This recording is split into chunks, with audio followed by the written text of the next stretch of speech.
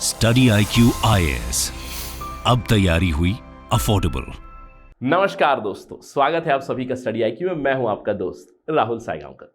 दोस्तों, अगर आप दिल्ली रीजन में रहते हैं या फिर NCR रीजन में रहते हैं तो आई एम क्वाइट श्योर कि पिछले कुछ दिनों में आपने इस तरह का सीन या फिर इस तरह का फिनोमेना जरूर ऑब्जर्व किया होगा, जहां पे दिल्ली एक गैस चेंबर बना हुआ है। दिल्ली का air quality index has been very very poor, in fact severe category में वो पहुंच चुका है। राइट, 500 से भी ज्यादा आपको AQI कई एरिया में मिलता है, कुछ कुछ एरिया में 700 तक पहुंच चुका है।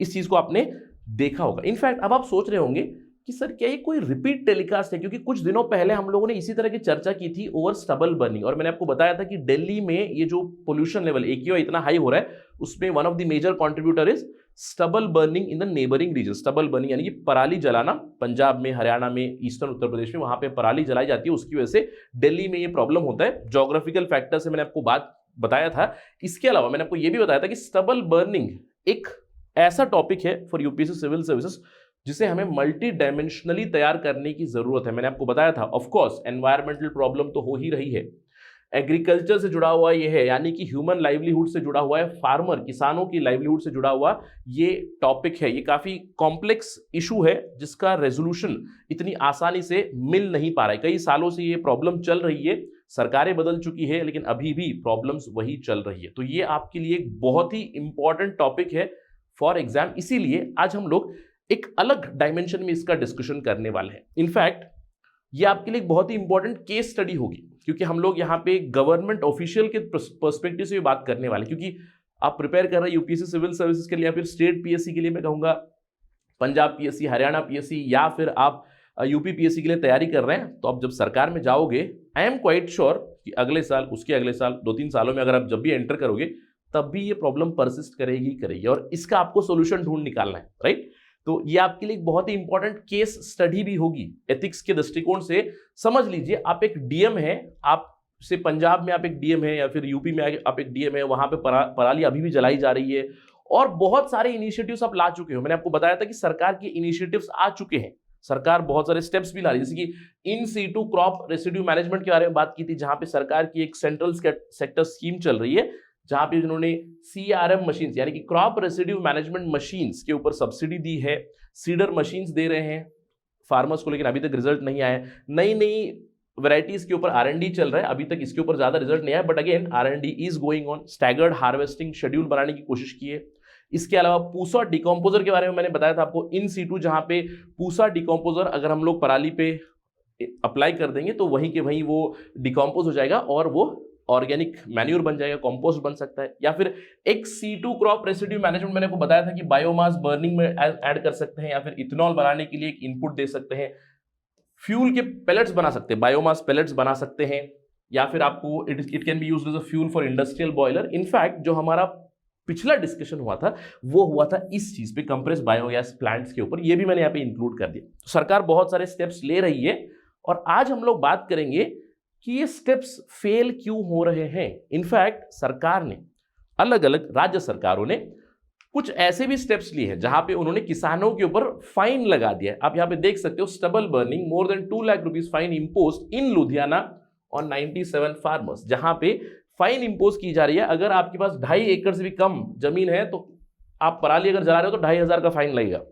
2.5 एकड़ से 5 एकड़ के बीच में होगा तो 5,000 रुपए का जुर्माना भरना पड़ेगा अगर आप पराली जलाओगे, और अगर 5 एकड़ से भी ज्यादा है देन 10,000 रुपीज फाइन। अब ये फाइन इंपोज कर रही है पंजाब की pollution control board, Punjab PCB pollution control board जो है उनकी, उन्होंने इस चीज का, इस तरह का फाइन इंपोज किया अलग अलग डिस्ट्रिक्ट्स में।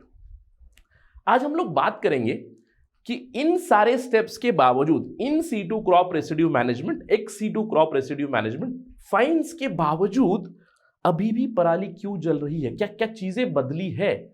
एक्चुअली चीजें नहीं बदली। अगर हम लोग बात करें स्पेशली पंजाब की, देखिए कुछ राज्यों में जैसे कि हरियाणा में थोड़ी सी इंप्रूवमेंट जरूर दिखी है, पराली जलाना कम हुआ है, लेकिन पंजाब में इस साल भी बहुत ज्यादा पराली जली है। अगर हम लोग रिसेंट का डेटा देखें, IARI का, इंडियन एग्रीकल्चर रिसर्च इंस्टीट्यूट का, उन्होंने सैटेलाइट डेटा को एनालाइज किया, जहां पे उन्होंने पंजाब के संगरूर जिले में बताया कि अभी भी बहुत ही हाई इंसिडेंस है स्टबल बर्निंग की, not just in Sangrur, Patiala, Barnala, बहुत सारी जगह पे अभी भी पराली जलाई जा रही है कंटिन्यूसली। इनफैक्ट अगर हम लोग नंबर्स देखें, 15 सितंबर से 1 नवंबर के बीच अभी तक पंजाब राज्य में 17,000 से भी ज्यादा पराली जलाने के इवेंट्स रजिस्टर किए गए। सैटेलाइट डेटा से इन्होंने देखा है। और अगर आप ये नंबर्स देखोगे, it is actually 18.5% higher than last year. पिछले साल से भी 18% ज्यादा इस बार पराली जलाने के इवेंट्स हुए हैं, which is quite sad, right. अगर हम लोग ये ऑब्जर्व करें तो जो सरकार के स्टेप्स थे मोर और लेस ये फेल हो रहे हैं। अभी भी फार्मर्स इस चीज को कंटिन्यूसली जलाते हुए जा रहे हैं। इनफैक्ट पंजाब के मुकाबले में अगर हम लोग दूसरे राज्यों की बात करें, हरियाणा, उत्तर प्रदेश, मध्य प्रदेश, वहां पे इंसिडेंट्स कम जरूर है। इनफैक्ट ये जो डेटा है ये केवल 1 नवंबर तक है। मुझे याद है मैं 2 नवंबर को न्यूज देख रहा था, आई थिंक कौन सा चैनल देख रहा था, I think I was watching India today, right. 2 नवंबर पे इंडिया टुडे जब मैं देख रहा था तो वहां पे भी एक रिपोर्ट चल रही थी कि 2 नवंबर पे भी बहुत सारी पराली जलाने की इंसिडेंट्स हुई थी इन पंजाब। यानी कि अभी मैं ये कह सकता हूं कि आपका खरीफ का सीजन हो चुका है, आपने फसल काट दी है और बहुत सारे लोगों ने 17,000 से भी ज्यादा इवेंट्स हो चुके हैं पराली जलाने के, यानी कि पराली ऑलरेडी जलाई जा चुकी है।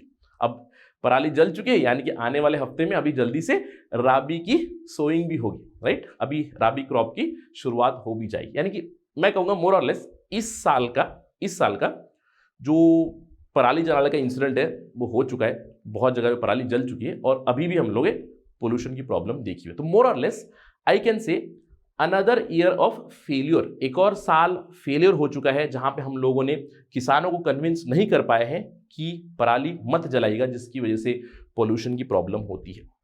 आज हम लोग चर्चा करने वाले हैं कि क्यों ये सारे स्टेप्स, क्यों इतना सारा पैसा खर्चा करने के बाद भी, इतनी सारी चीजें लाने के बाद भी पराली जलाने की प्रॉब्लम अभी भी प्रिवेलेंट है। इनफैक्ट हम लोग यहाँ पे तीन अलग अलग पर्सपेक्टिव्स को समझेंगे। सबसे पहले we need to understand the perspective of farmers. तो हम लोग यहाँ पे किसानों का पर्सपेक्टिव समझेंगे सबसे पहले कि किसान क्या कह रहे हैं और अभी भी पराली क्यों जल रही है। और पराली जलाना पंजाब में इस बार काफी प्रोमिनेंट हुआ है, मैंने बताया 18.5% पिछले साल की कंपैरिजन में ज्यादा। तो let's first understand farmers perspective. Secondly हम लोग पर्सपेक्टिव समझते हैं गवर्नमेंट ऑफिशियल्स का, राइट, यानी कि ब्यूरोक्रेट्स का क्या है यहां पे रवैया, उनका क्या कहना है इस चीज के ऊपर। और अंत में हम लोग सरकार की भी बात करेंगे, राजनीति की बात करेंगे, राइट। तो 3 अलग अलग पर्सपेक्टिव्स हम लोग बात करने की। इस साल मोर और लेस पराली जलाने में फार्मर्स ने क्या कहा कि सरकार के इतने सारे स्टेप्स आए तो आपने उसको इस्तेमाल क्यों नहीं किया। Let's try to understand what farmers से, व्हाट गवर्नमेंट ऑफिशियल्स से and what the government is doing और what the governments are doing. ठीक है, सबसे पहले किसानों की बात करें। देखिए, किसानों का जो दृष्टिकोण है वो काफी सिंपल है। मैं कहूंगा किसान पराली क्यों जलाते हैं, वो कहते हैं कि हमें पैसे बचाने हैं, हमें राबी की क्रॉपिंग टाइम पे चाहिए। बस 2 ही चीजें, राइट। एक तो टाइम आपका काफी कम है, खरीफ और राबी क्रॉपिंग में आप पराली जलाने के बाद इमीडिएटली रेडी हो जाओगे, राबी क्रॉपिंग करोगे। और पैसा बचाना है, क्योंकि अगर मैं इस क्रॉप रेसिड्यू मैनेजमेंट लग जाऊंगा तो मेरा और भी ज्यादा पैसा खर्च होता है। देखिए, ये जो पैसे वाली बात है, it is actually very important for Indian farmers. किसानों के लिए बहुत जरूरी, क्योंकि मैं कहूंगा यार जो खेती बाड़ी है, किसान को रेम्यूनरेटिव नहीं बचा हुआ है। मैं कहूंगा मोर और लेस इनपुट कॉस्ट बहुत ज्यादा बढ़ चुके हैं और ये एक बहुत बड़ी प्रॉब्लम है। आई एम क्वाइट श्योर कि आप सभी लोग अभी ये सोच रहे हैं कि यार जो भी टैक्स भर रहे हैं, आपको लगता है कि टैक्स भर रहे हैं, हमारा टैक्स का मनी सब्सिडाइज हो रहा है, फार्मर्स को जा रहा है, एटसेट्रा ऐसा, लेकिन फिर भी फार्मर्स के लिए बहुत ज्यादा रेम्यूनरेटिव नहीं बचा है फार्मिंग, राइट। मैं अभी एग्जांपल में दे सकता हूँ, I can give the personal experience. इस बार का जो हमारा सोयाबीन का एक्सपीरियंस था, it was quite bad. In fact पिछले 2 सालों से सोयाबीन का हमारा एक्सपीरियंस काफी बैड रहा है। जैसे इस साल खरीफ में हम लोगों ने जुलाई में सोइंग की थी सोयाबीन की, बहुत ज़्यादा बारिश हुई और उसके साथ ही साथ वो स्नेल का भी इशू हुआ। बहुत सारा सोयाबीन स्नेल भी खा गई इस बार, एक इंसेक्ट इन्फेस्टेशन हुई। तो अल्टीमेटली हम लोगों ने कल हमारी जो हार्वेस्टिंग थी वो कंप्लीट हो गई और यील्ड वाज ऑलमोस्ट 1/5, यानी कि ऑलमोस्ट मैं कहूँगा 70 to 80% यील्ड लोअर डाउन हो चुका है। जैसे हमारा एस्टिमेशन होता है कि जब हम लोग एक बैग सोयाबीन की कल्टीवेशन करते हैं तो वी एक्सपेक्ट कि 10 क्विंटल 10 बैग आ जाए, राइट। लेकिन इस बार मुझे लगता है हार्डली 2 बैग के आसपास ही आया है। और इनपुट कॉस्ट की अगर बात करें तो अप्रोक्सीमेट नंबर्स मैंने देखे कल ही। I am giving you my own example कि total input cost was approximately 1.5 lakh, क्योंकि खरीफ में आपको सीड का पैसा, फर्टिलाइजर का पैसा, आपको जो आप इंसेक्टिसाइड हर्बिसाइड लगाते हो उसका पैसा, वीडिंग का पैसा, सभी का मिलाकर इन्वेस्टमेंट काफ़ी ज़्यादा हो जाती है। और जितना यील्ड आया अभी, तो दैट यील्ड का जब हम लोग मार्केट में बेचेंगे तो अप्रोक्सीमेटली 2 से 2.5 लाख रुपए के बीच में आएगा, राइट। 6 मंथ्स, 6 महीने की मेहनत, इनपुट कॉस्ट आपने डाला है एंड इट इज नॉट रेम्यूनरेटेड, यानी कि जो पैसा लोन में लिया है वो इंटरेस्ट भी भरने के लिए दिक्कत हो जाती है। और ये एक्चुअली ट्रू फिनोमेना है, मैं आपको बता रहा हूं। हर जगह पे किसानों की दुविधा बहुत ज्यादा बढ़ चुकी है बिकॉज ऑफ इनपुट कॉस्ट, और पंजाब में भी यही कहा जा रहा है। Everywhere the same thing is input cost, कि अगर हम लोग पराली मैनेज करने के लिए नई मशीनरी खरीदेंगे तो वो एक इनपुट कॉस्ट है ही है, राइट। अब आपने कह दिया सर सरकार की तरफ से सब्सिडी मिल रही है। देखिए, अगर सीडर मशीन मिल जाए तो काफ़ी अच्छी चीज़ है, सीडर मशीन बहुत महंगी मिलती है। अगर आप CRM की बात करें, लाखों में भी जाए तो सरकार की तरफ सब्सिडी आएगी तब भी लाखों रुपए फार्मर की तरफ से लगने पड़ेंगे, लोन लेना पड़ेगा, वो तो प्रॉब्लम है ही है। तो यहाँ पे एक तो मशीनरी का कॉस्ट आपका ऐड हो जाएगा। अब मशीनरी आपने ले भी ली, उसके बाद लेबर का कॉस्ट और डीजल का cost they have risen extensively, तो ये एक पैसा ऐड हो जाएगा, राइट। इसके अलावा सरकार ने कहा हम लोगों ने पूसा डिकम्पोजर आपको दिया है, बायो डिकम्पोजर, इसको आप अप्लाई क्यों नहीं करते? तो फार्मर्स का आर्गूमेंट ये है कि अगर हम लोग पूसा डिकम्पोजर भी अप्लाई करेंगे पराली के ऊपर तो 15 से 20 दिन, अप्रोक्सीमेटली मैं कहूँगा 3 हफ्ते के आसपास लग जाते हैं डिकम्पोज होने के लिए। तो ये टाइम बहुत लंबा है, क्योंकि मेरे पास खरीफ और राबी की क्रॉपिंग के बीच में टाइम बहुत कम है, खरीफ हार्वेस्टिंग और राबी क्रॉपिंग के बीच। That is the problem. Pusa decomposer का प्रॉब्लम है that the decomposing time is too long and will not be ready for rabi cropping.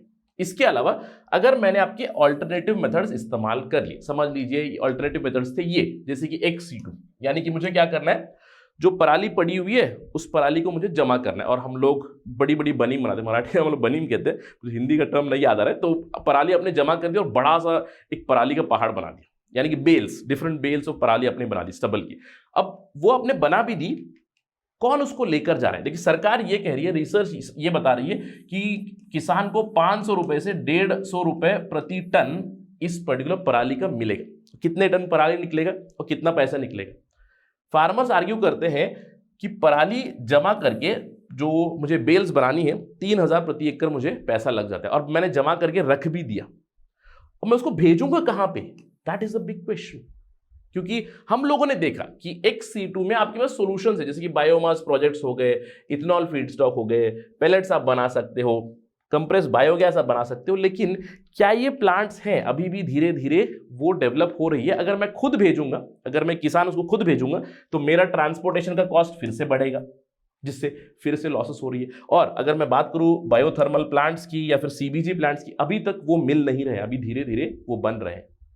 सो ये आर्गुमेंट है, सबसे बड़ा आर्गुमेंट है with respect to cost, right, income of farmer, और दूसरा है कि टाइमली राबी क्रॉपिंग मुझे चाहिए। और इन दोनों के प्रति जो भी सरकार ने इंटरवेंशन की हुई है, मोर or less it is not satisfying the farmers. ये था फार्मर का पर्सपेक्टिव। बहुत हद तक उनकी भी आर्गुमेंट्स में मेरिट्स है। अब दूसरा हो गया गवर्नमेंट ऑफिशियल्स का। अब गवर्नमेंट ऑफिशियल्स तो यार फ्रस्ट्रेटेड है, जैसे कि मैंने आपको बताया, जैसे केस स्टडी फॉर यू, क्योंकि जब आप वहां पे जाओगे, जब आप सरकार में जाओगे तो यू डू अंडरस्टैंड कि सिस्टम की प्रॉब्लम है। जैसे गवर्नमेंट ऑफिशियल्स पंजाब के हाल ही में कुछ सस्पेंड हो चुके हैं, सरकार ने उनके ऊपर एक्शन ली है फॉर डेरिलेक्शन ऑफ ड्यूटी, क्योंकि पराली जल रही है। अब गवर्नमेंट ऑफिशियल्स कहते हैं, नाम नहीं ले सकते, animal sources, they say we are stuck in the middle between government and the farmers. वो कहते हैं कि सरकार और फार्मर्स के बीच में हम लोग फंस चुके हैं। This is rock, this is hard place, we are stuck in between these two. In fact वो कहते हैं कि फार्मर्स टुडे, फार्मर यूनियंस भी काफी एक्टिव हो चुके हैं।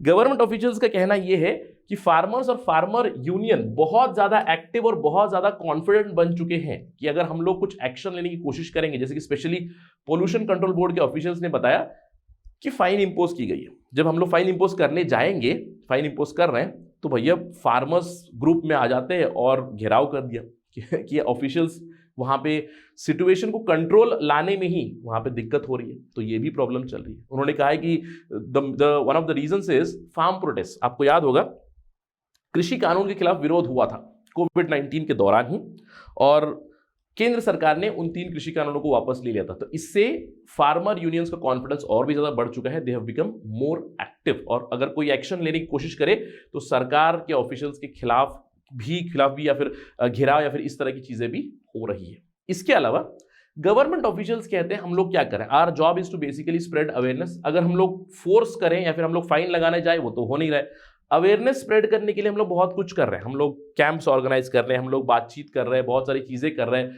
और ऑफिशियल्स कहते हैं स्लोली एंड स्टेडीली माइंडसेट बदल सकता है। इनफैक्ट गवर्नमेंट ऑफिशियल्स का कहना है कि अगर हम लोग पंजाब के फार्मर्स की बात करें तो पंजाब फार्मर में आपको मेजरली एक डिस्टिंक्शन मिलेगा between old farmers and new farmers. यानी कि जो ओल्ड फार्मर्स है, जो पुरानी साइकी रखते हैं farmers, right, I would say aged farmers, वो पराली जलाना चाहते हैं, राइट, दे से हम लोग पराली जलाएंगे। इनफैक्ट उनका तो ये कहना होता है पराली जलाने से फायदा भी होता है जमीन, राइट, जमीन गर्म होती है करके। ओल्ड फार्मर्स का ये इस तरह का रवैया है। लेकिन नए एज के फार्मर्स जो स्पेशली जो यंग फार्मर्स हैं, दे आर एमेनेबल, वो सुन रहे हैं, उनको पता चल रहा है कि प्रॉब्लम चल रही है, पोल्यूशन की प्रॉब्लम हो रही है, ग्रीन हाउस गैसेस की प्रॉब्लम चल रही है, तो कहीं ना कहीं they are open to solutions, but solutions on their terms. मैंने आपको बताया उनके टर्म्स के सॉल्यूशंस, राइट। तो ये है सरकार का कहना कि old guard versus new guard, और कहीं ना कहीं धीरे धीरे एक बदलाव जरूर आया है कि न्यू गार्ड में हो रहा है। इसके अलावा गवर्नमेंट ऑफिशियल्स ने यह भी कह दिया कि हम लोग करोड़ों रुपए खर्चा कर रहे हैं in terms of subsidy, in terms of CRM machines, but for no avail. अभी तक चीजें नहीं बदली, क्योंकि पंजाब में तो इस बार भी रिकॉर्ड पराली जली है। अब ये क्यों हो रहा है? देखिए, इसके पीछे भी मैं कहूंगा there is some sort of problem with the government officials. अब ये क्यों? क्योंकि देखिए, machines bought with the central aid to manage crop residue, they are lying idle in Punjab, यानी कि इसका इस्तेमाल नहीं हो रहा है। इनफैक्ट जो मशीन्स है उसके ऊपर एक बहुत बड़ी धांधली हो चुकी है। 150 करोड़ रुपए के स्कैम की इन्वेस्टिगेशन चल रही है। इनफैक्ट आम आदमी पार्टी की जो सरकार है इसके ऊपर इन्वेस्टिगेशन कर रही है। वो कहते हैं कि कांग्रेस की जब सरकार थी, पिछली सरकार थी, 11,000 क्रॉप रेसिड्यू मैनेजमेंट मशीन्स नहीं है, दे आर मिसिंग। अब इनका पैसा जा चुका है, इनके डॉक्यूमेंटेशन है, सब कुछ है, लेकिन वो है नहीं। 11,000 crop residue machines are missing. तो corruption is also one of the problems, right. But again, farmers का पर्सपेक्टिव है पैसा बचाना, टाइमली रबी क्रॉपिंग करनी है। गवर्नमेंट ऑफिशियल्स अभी फिलहाल स्टक है क्योंकि अल्टीमेटली बिहेवियर बदलना है, क्योंकि आप चीजों को फोर्स नहीं कर पा रहे हैं, राइट। आपने कोशिश की सॉल्यूशंस लाने की, अभी भी फार्मर्स उस चीज को एक्सेप्ट नहीं कर रहे, कंप्लीट एक्सेप्टेबिलिटी नहीं आई है, बिहेवियर एटीट्यूडनल चेंज नहीं हुआ है। यहां पे इन्होंने एक बहुत ही पॉजिटिव चीज बताई है कि जो नए फार्मर्स है, जो यंग फार्मर्स है, वहां पे कहीं ना कहीं धीरे धीरे बदलाव आ रहा है, लेकिन अभी भी समय लगेगा। यह है गवर्नमेंट ऑफिशियल्स का रवैया, और उसके ऊपर सरकार गवर्नमेंट ऑफिशियल को सस्पेंड भी कर चुकी है।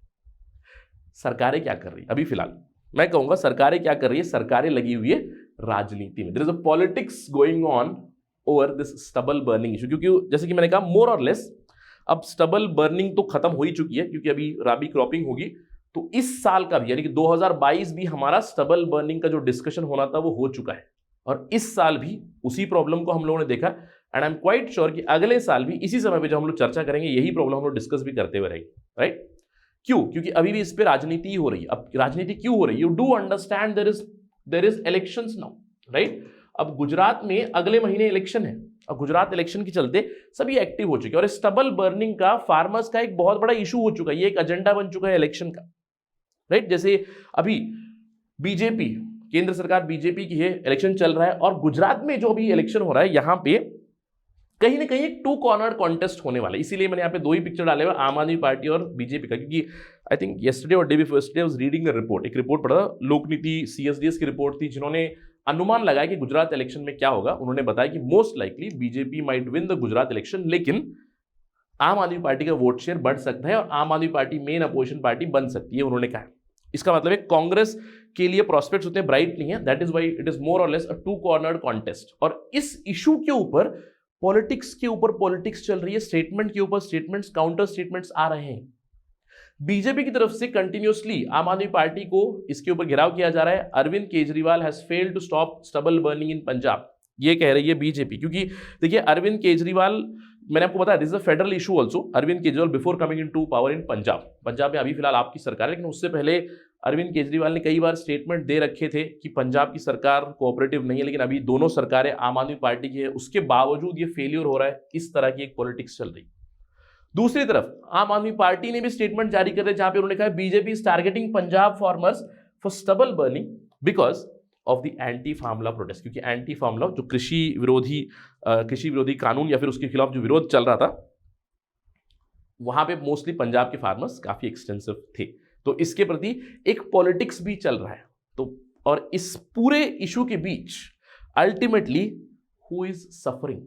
Ultimately people of Delhi are suffering, people of NCR region are suffering again this year also. इसलिए मैंने कहा कि अब ये साल तो जाने वाला है, क्योंकि जैसे विंटर आएगा, अभी राबी क्रॉपिंग खत्म हो जाएगी, अगले साल again we are going to get into this cycle because of this particular politics. अब इसमें देखिए, फार्मर्स का मैंने आपको पर्सपेक्टिव बता दिया, गवर्नमेंट ऑफिशियल्स का भी पर्सपेक्टिव बता दिया, so we need to come up with more solutions. Ultimately एक बिहेवियरल चेंज, एटीट्यूडल चेंज होना चाहिए, क्योंकि किसानों का जो आर्गुमेंट है उसमें भी कुछ मेरिट है, गवर्नमेंट ऑफिशियल्स का आर्गुमेंट है उसमें भी कुछ मेरिट है, सरकारों का जो आर्गुमेंट है उसमें कहता हूं कि मेरिट नहीं, उसमें पॉलिटिक्स अभी फंसी पड़ी है। तो let us wait and watch what happens on this exactly. Do let me know your thoughts about this. और ध्यान रखिएगा, ये आपके लिए एक बहुत ही इंपॉर्टेंट केस स्टडी है। इनफैक्ट आप मुझे कमेंट सेक्शन में बताएं, अगर आपको मैंने पूछ दिया कि आप डीएम है पंजाब में, संगरूर में, पटियाला में आप डीएम है, वहां पे पराली जलाई जा रही है, तो आप क्या करोगे?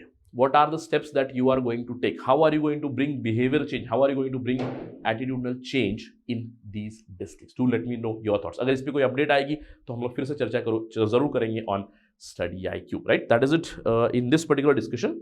जाने से पहले आपको ध्यान रखना है, अगर आप यूपीएससी सिविल सर्विस की तैयारी कर रहे हैं, then study IQ is the stop for you for your preparation. Study IQ का फाउंडेशन बैच जो है, फाउंडेशन कोर्स जो है, it is a one stop solution, the most comprehensive programme, the quality programme, the affordable programme. पूरा आपको course मिलेगा 19,000 में। आपको काम करना है, आपको कोड इस्तेमाल करना है राहुल लाइव मेरा, जहां पे भी आप जाओगे, वेबसाइट हो या फिर ऐप हो, आप एंड्रॉइड पर डायरेक्टली ऐप डाउनलोड कर सकते हो, उसमें चेकआउट करोगे, ऐप लेने के बाद चेकआउट जब करोगे तो राहुल लाइव अप्लाई करने पे आपको इस प्राइस पे मिलेगा। इस प्राइस में आपको पूरा पैकेज मिल जाएगा, 1000 hours plus classes, current affairs programme, success and prelims programme, 1-to-1 mentorship मिलेगी, ग्रुप मेंटरशिप मिलेगी। ग्रुप मेंटरशिप में रिटायर्ड ब्यूरोक्रेट्स, सर्विंग ब्यूरोक्रेट्स आपके साथ चर्चा करेंगे, so that you will be motivated, so that you develop your personality. और इसी price में आपको प्रीलिम्स की टेस्ट सीरीज भी मिल जाएगी। So do avail this. ध्यान रखना है, 14 नवंबर से पहले करना है। 14 नवंबर को हमारी क्लासेस स्टार्ट हो रही है, शाम में 6 बजे से क्लासेस शुरू हो जाएंगे। Do enroll for this. Thank you for watching this video.